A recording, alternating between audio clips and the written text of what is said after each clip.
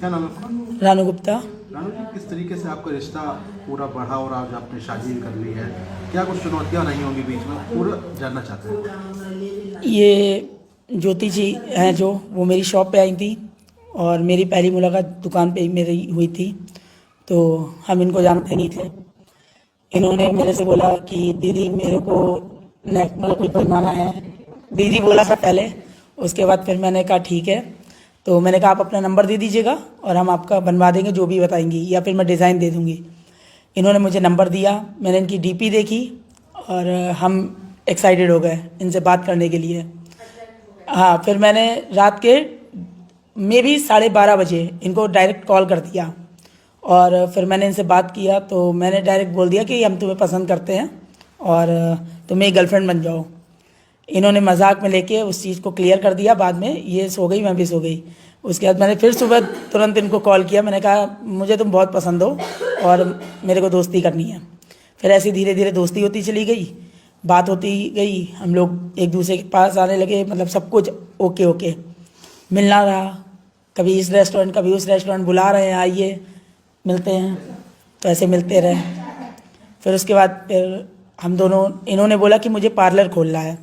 तो मैंने कहा ठीक है, मेरे घर में जगह है, यहाँ सराय मीरा में तो कहीं दुकान मिलने से रही, तो हम अपने नीचे हॉल में आपका खुलवा देंगे और प्रचार हम कर देंगे। इनका खुलवाया, प्रचार भी किया, बढ़िया चलने लगा।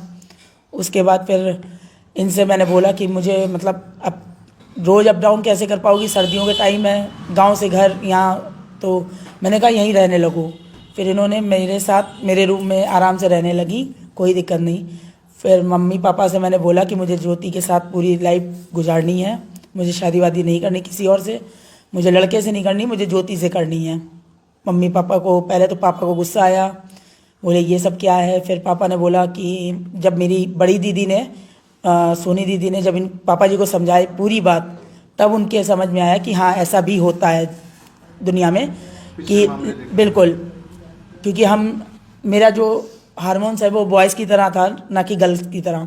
तो मेरी दीदी ने समझाया तो पापा ने समझा। फिर उसके बाद ज्योति और मेरे को एग्री कर लिया। फिर हम दोनों ने शादी करने का, लेकिन शादी से पहले हमारा मन ये था कि हम शादी तब करेंगे जब हम अपना जेंडर चेंज करा लेंगे। फिर मैंने दिल्ली में और लखनऊ में डॉक्टरों से बात किया, तो मुझे दिल्ली से ज़्यादा लखनऊ बेटर लगा, क्योंकि पास था और मेरे को आसान भी था जाना आना। फिर मेरा ऑपरेशन हुआ सन 2023 में और अभी भी इंजेक्शन वगैरह लगते हैं, बस यही सब हो रहा है। और फिर शादी हो गई हमारी।